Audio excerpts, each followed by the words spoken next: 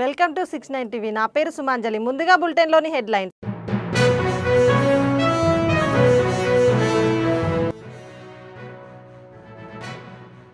ఓటేసిన పాపానికి కాటికి పంపుతున్న కాంగ్రెస్ అని మాజీ మంత్రి కేటీఆర్ ఘాటు వ్యాఖ్యలు.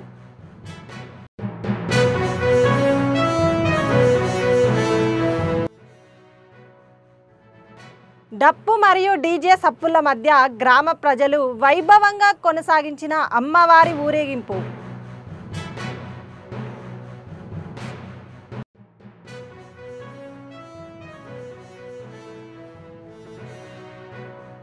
తిరుమల చిన్న వెంకన్న ఆలయాన్ని అమ్మవార్లను దర్శించి ప్రత్యేక పూజలు చేసిన కేంద్ర మంత్రి పెమ్మసాని చంద్రశేఖర్.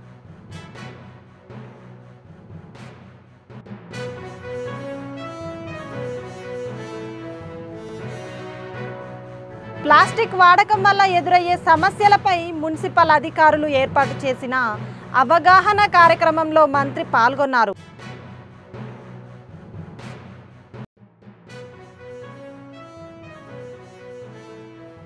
విశాఖపట్నం శ్రీ శ్రీ శ్రీ వరాహలక్ష్మి నృసింహస్వామి వారి సహస్రనామార్చన నేత్రపర్వంగా సాగింది. ఆర్జిత సేవల్లో భాగంగా ఉత్సవమూర్తి గోవిందరాజస్వామిని ఉభయ దేవేరులతో మండపంలో అధిష్ఠింపజేశారు. సహస్రనామార్చనలో పాల్గొన్న భక్తుల గోత్రనామాలతో సంకల్పం చెప్పి పాంచరాత్ర గమశాస్త్రం విధానంలో విశ్వక్సేనారాధన పుణ్యవహజనాలతో కార్యక్రమాన్ని కమనీయంగా జరిపించారు. మంత్రపుష్పం మంగళ శాసనాల తర్వాత భక్తులకు వేదాశీర్వచనాలు, శేషవస్త్రాలు, స్వామివారి ప్రసాదాలను అందజేశారు. తదుపరి స్వామివారి అంతరాలయ దర్శనంకు అనుమతించారు.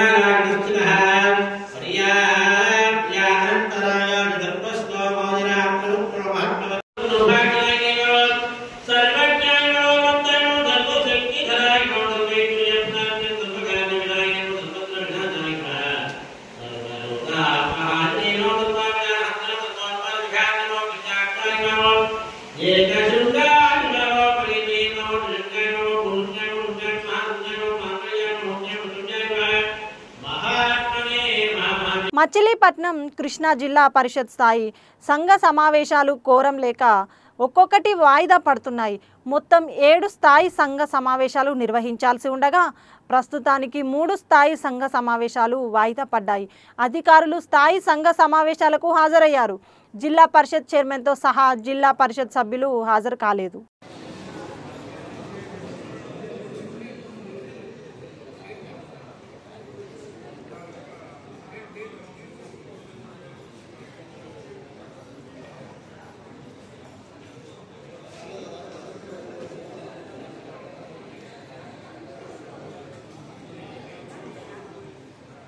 అమరావతి వెలగపూడి సచివాలయంలో మంత్రుల కమిటీ సమావేశం జరిగింది.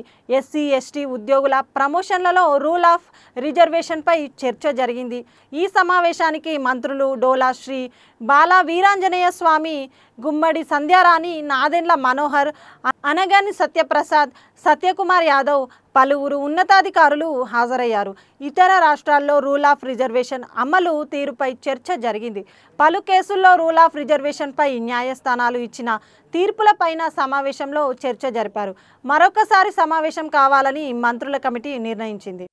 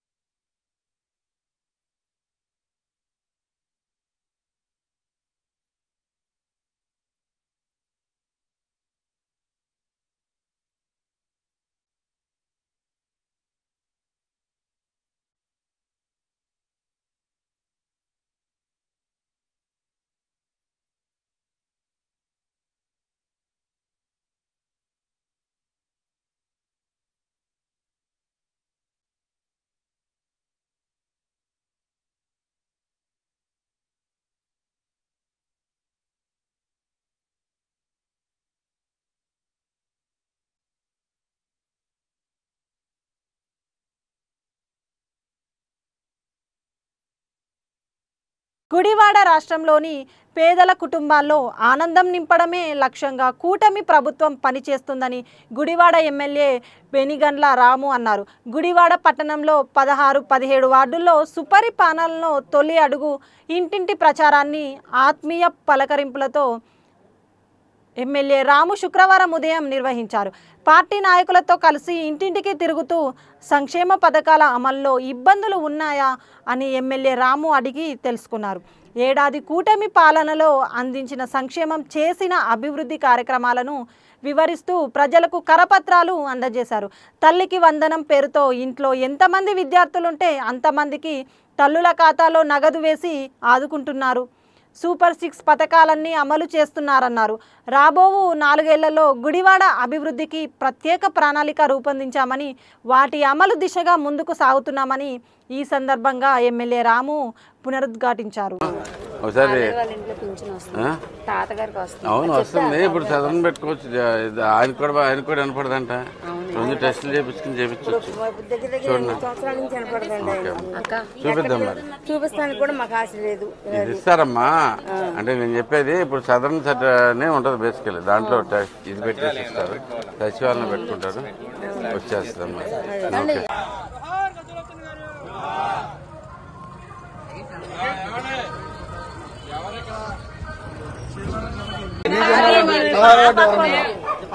ఇది 18, మీరు 16, ఇది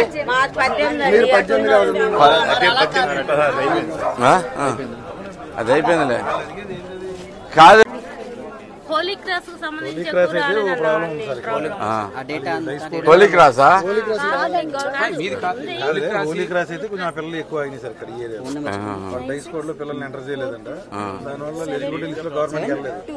ఆ తర్వాత ఫస్ట్ లిస్ట్ వచ్చినాక నల్లగొండ జిల్లా గుర్రంపోడు మండలం బొల్లారం ప్రభుత్వ ప్రాథమిక పాఠశాలకు బొల్లారం గ్రామ వాస్తవ్యులు వికేఆర్ కన్స్ట్రక్షన్స్ అధినేత కాంగ్రెస్ రాష్ట్ర నాయకులు వెలగపూరి కరుణాకర్ రావు శుక్రవారం విద్యార్థుల సౌకర్యార్థం డెస్క్ బెంచీలను, బ్యాగులను బహుకరించారు. ఈ సందర్భంగా ఆయన మాట్లాడుతూ ప్రభుత్వ పాఠశాలల్లోనే విద్యార్థులకు నాణ్యమైన విద్య లభిస్తుందని, అలాంటి ప్రభుత్వ పాఠశాలను బలోపేతం చేయడానికి తన వంతు సహకారం ఎల్లప్పుడూ ఉంటుందని, బొల్లారం పాఠశాలకు కావలసిన ఇతర అవసరాలు కూడా తీర్చడానికి ఎల్లప్పుడూ ముందుంటానని, విద్యార్థుల సౌకర్యార్థం త్వరలోనే కంప్యూటర్ కూడా బహుకరిస్తానని తెలియజేశారు. ఈ కార్యక్రమానికి ముఖ్య అతిథిగా విచ్చేసిన గుర్రంపోడు ఎస్ఐ పసుపులేటి మధు మాట్లాడుతూ తాను కూడా ప్రభుత్వ పాఠశాలలోనే చదువుకొని ఈ స్థాయికి ఎదిగానని, ప్రభుత్వ పాఠశాలలోని విద్యార్థులు బాగా చదివి జీవితంలో ఉన్నత స్థాయికి ఎదిగి ప్రభుత్వ ఉద్యోగాలు సాధించి తల్లిదండ్రులకు, గ్రామానికి కీర్తి ప్రతిష్టలు తీసుకురావాలని తెలియజేశారు.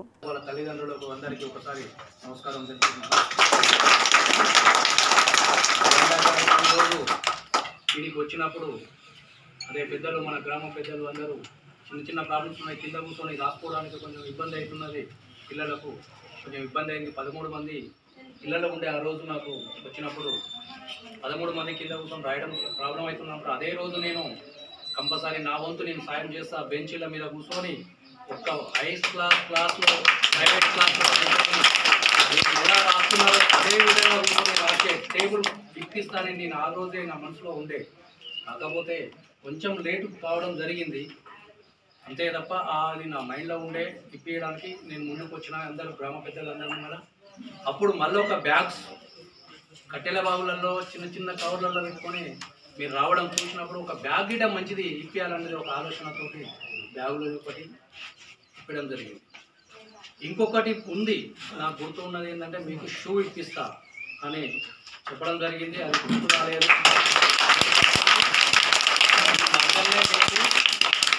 నేను రాము సారోళ్ళ ప్రిన్సిపాల్ గారికి ఇస్తున్నా. నల్గొండలో ఒకరోజు పోయి తీసుకోండి, ఆ పేమెంట్ చేసేస్తే మీరే తీసుకొచ్చి ఇచ్చేయవలసిందిగా ప్రిన్సిపాల్ గారికి ఇంకొక పాయింట్ ఏంటంటే మీకు ఆ రోజు కంప్యూటర్ ఇప్పిస్తాను. పిల్లలు బొల్లారం గ్రామంలో ఇలా ఎవరు ఏలూరు జిల్లా తిరుమల చిన్న వెంకన్న ఆలయాన్ని కేంద్ర మంత్రి పెమ్మసాని చంద్రశేఖర్ గోపాలపురం ఎమ్మెల్యే మద్దిపాటి వెంకటరాజుతో కలిసి సందర్శించారు. స్వామి అమ్మవార్లను దర్శించి ప్రత్యేక పూజలు నిర్వహించారు. ఆలయానికి విచ్చేసిన ఆయనకు అర్చకులు పూర్ణకుంభ స్వాగతం పలికి ప్రత్యేక దర్శనం ఏర్పాటు చేశారు. స్వామి అమ్మవార్ల దర్శనం ఆలయ ముఖ మండపంలో ఆయనకు అర్చకులు వేద పండితులు స్వామివారి శేషవస్త్రం కప్పి వేద ఆశీర్వచనం చేశారు. అనంతరం సుపరిపాలనలో తొలి అడుగు కార్యక్రమంలో పాల్గొన్నారు.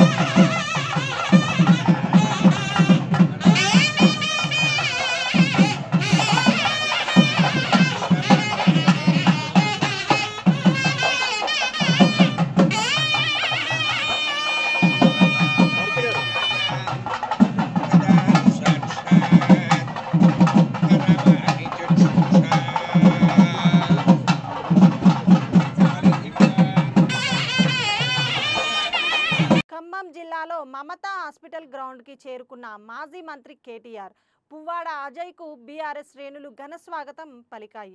కేటీఆర్ మాట్లాడుతూ 10 ఏళ్లలో అన్ని రంగాలలో అభివృద్ధి సాధించి దేశంలోనే తెలంగాణ ఆదర్శంగా నిలిచింది. కాంగ్రెస్ ఇచ్చిన బోగస్ హామీలను ప్రజలు నమ్మి కాంగ్రెస్కు అధికారం ఇచ్చారు.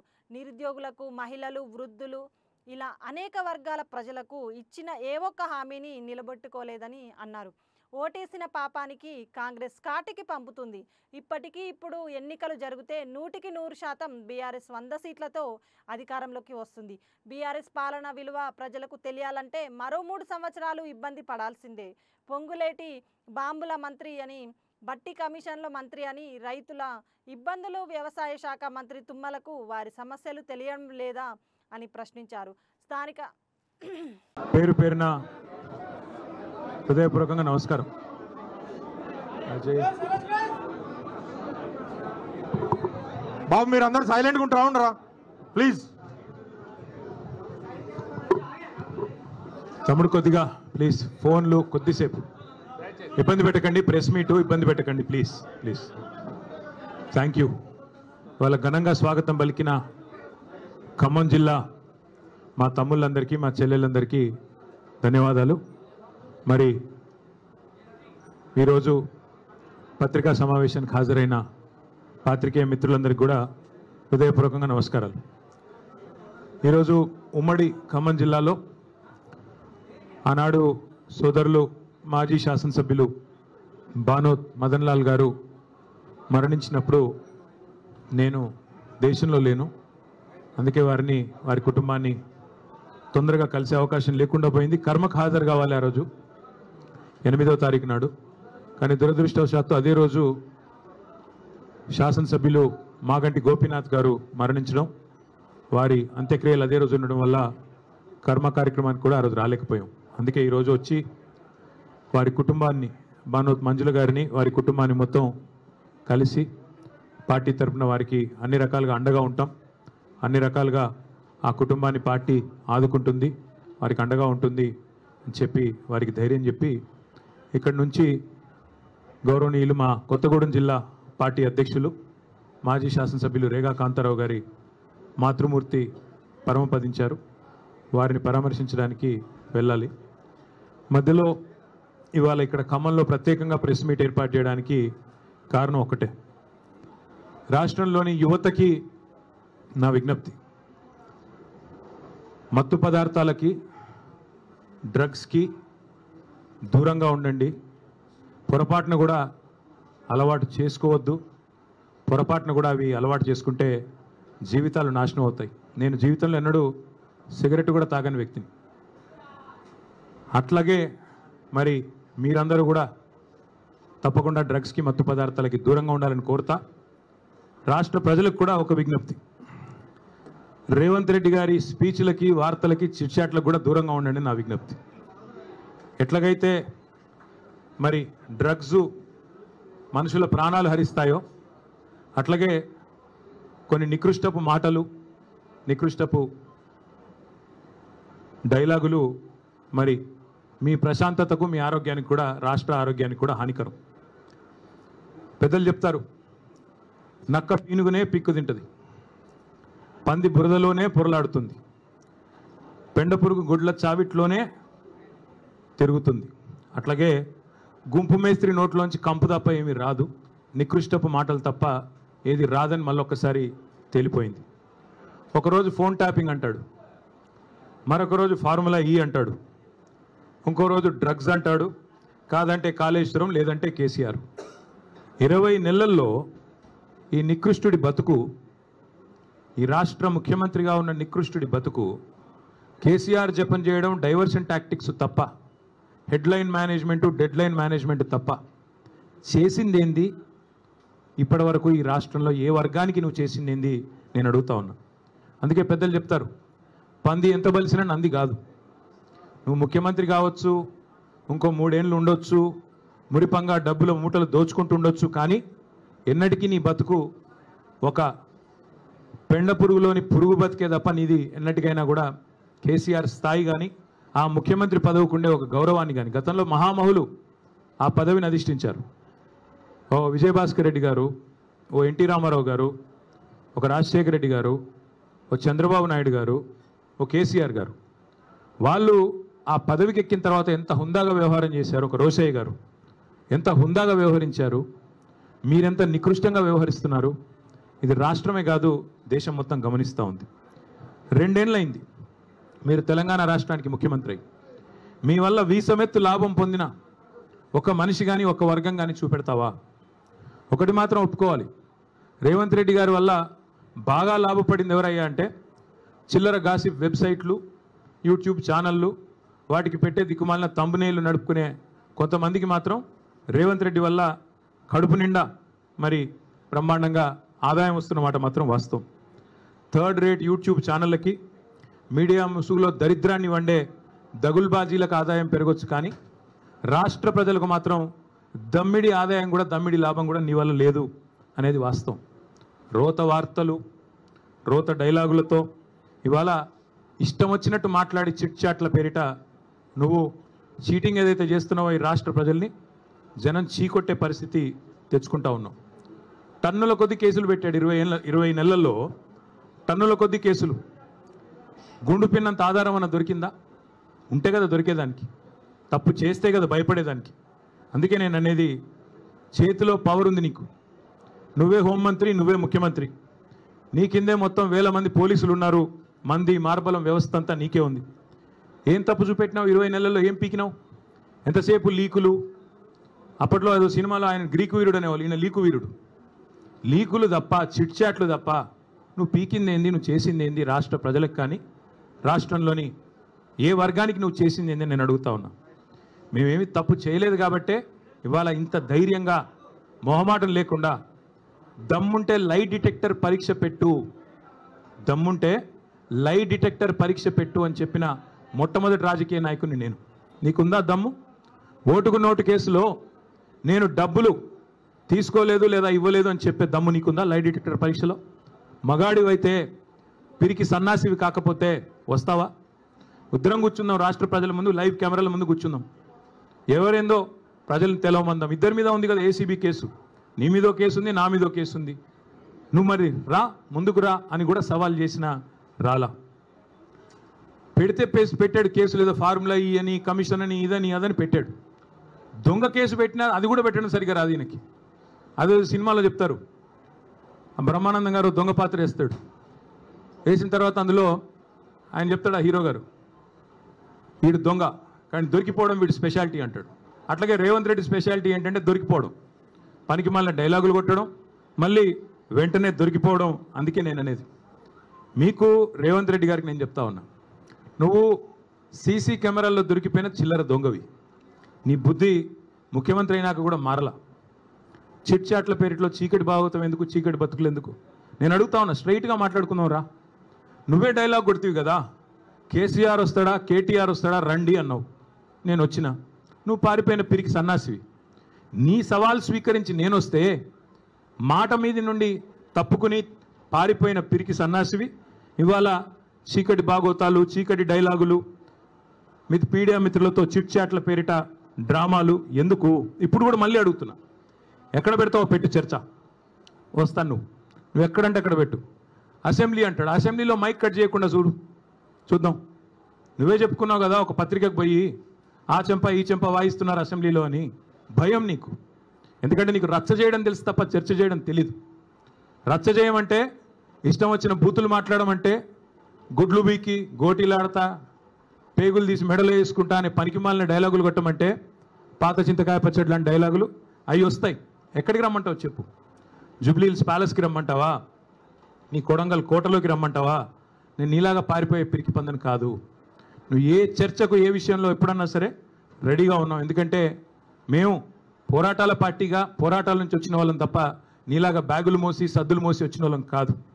మరొకసారి చెప్తున్నా, ఇదివరకు చెప్పా మళ్ళొకసారి చెప్తున్నా, ఇదివరకు ఒక ఆయన ఇట్లాగే బీజేపీ ఆయన పనికిమాలిన మాటలు మాట్లాడితే ఈ టెస్ట్ పెట్టుకుంటావు ఆ టెస్ట్ పెట్టుకుంటావు అంటే, ఏం టెస్ట్ పెడతావు పెట్టుకోరా, బొచ్చిమంటే బొచ్చిస్తా, ఏదిమంటే అది ఇస్తా అని చెప్పాను. నువ్వు ఏ టెస్ట్ పెట్టినా దానికి నేను రెడీ. మరి నేను అడుగుతా ఉన్నా రేవంత్ రెడ్డిని, ఆయన కుటుంబ సభ్యులకు కూడా అడుగుతా ఉన్నా, నేను ఆయన కుటుంబ సభ్యులకి విజ్ఞప్తి చేస్తూ ఉన్నా, రేవంత్ రెడ్డి గారి కుటుంబ సభ్యులకి, కాన్వాయ్లో తిరగడం, సెటిల్మెంట్లు చేయడం, బెదిరించి చందాలు గుంజుకోవడం ఇది ఒకటే కాదు. ముఖ్యమంత్రి గారి కుటుంబం మీరు, మీవాడు ఒక మానసిక రుగ్మతతో బాధపడతా ఉన్నాడు. ఎప్పుడు బట్టలు చింపుకొని రోడ్ల మీద పిచ్చోడ్లాగా పరిగెడతారని మేము కూడా కంగారు పడతా ఉన్నాం. ఇక డీటెయిల్స్లోకి వెళ్తే, వికారాబాద్ ప్రాంతంలోని శివరాం నగర్ కాలనీలో ఘనంగా బోనాల పండుగ జరిగింది. భక్తులు భారీ సంఖ్యలో పాల్గొని అమ్మవారికి ప్రత్యేక పూజలు నైవేద్యాలు సమర్పించారు. అనంతరం అమ్మవారి ఊరేగింపులో డప్పు మరియు డీజే సప్పుల మధ్య ఆనందాలతో గ్రామ ప్రజలు వైభవంగా కొనసాగించారు. మహిళల సాంప్రదాయ బోనాలతో యువతులు చిన్నారులు ఉత్సాహంగా ఊరేగింపు చేశారు. ఈ కార్యక్రమానికి ముఖ్య అతిథిగా మాజీ ఎమ్మెల్యే మెతుకు ఆనంద్ హాజరై ఆయన మాట్లాడుతూ, బోనాల పండుగ మన తెలంగాణ సంస్కృతికి ప్రత్యేకం. ఆ అమ్మవారి ఆశీస్సులతో వికారాబాద్ ప్రజలు సుఖ సంతోషాలతో ఆరోగ్యంతో ఐక్యతతో ముందుకు సాగాలి. ఈసారి వర్షాలు బాగా కురవాలి, రైతులు పంటలతో ఆనందం పొందాలి అని ఆ అమ్మవారిని మొక్కుకున్నారు. ఈరోజు వికారాబాద్ మున్సిపాలిటీలోని శివరాం నగర్ కాలనీలో పోచమ్మ దేవతకు బోనాలు సమర్పించేటటువంటి కార్యక్రమంలో మా నాయకులు మిత్రులు అందరితో కలిసి పాల్గొనడం జరిగింది. ఆ పోచమ్మ తల్లి వికారాబాద్ నియోజకవర్గాన్ని, వికారాబాద్ జిల్లాను సస్యశ్యామలంగా ఉండాలని చెప్పి, పంటలు కూడా మంచిగా పండాలని చెప్పి, వర్షాలు బాగా రావాలని చెప్పి, అందరూ ఆయురారోగ్యాలతో ఉండాలని చెప్పి మమ్మల్ని దీవించాలని చెప్పి కోరుకోవడం.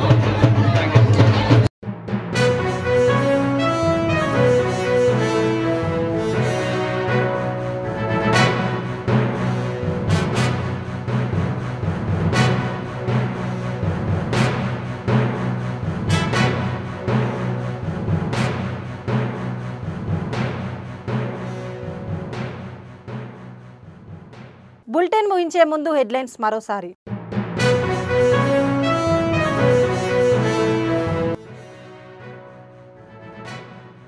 ఓటేసిన పాపానికి కాటికి పంపుతున్న కాంగ్రెస్ అని మాజీ మంత్రి కేటీఆర్ ఘాటు వ్యాఖ్యలు.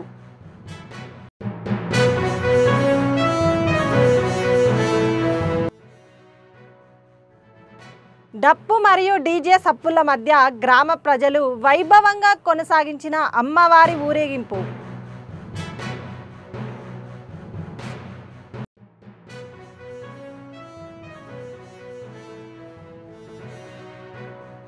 తిరుమల చిన్న వెంకన్న ఆలయాన్ని అమ్మవార్లను దర్శించి ప్రత్యేక పూజలు చేసిన కేంద్ర మంత్రి పెమ్మసాని చంద్రశేఖర్.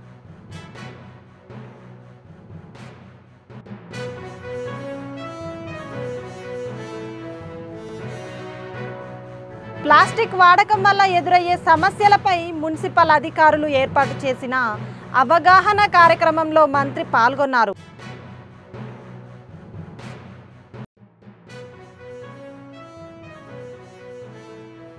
ఇవి బులెటిన్ విశేషాలు. మరిన్ని అప్డేట్స్ కోసం చూస్తూనే ఉండండి 69 టీవీ తెలుగు న్యూస్.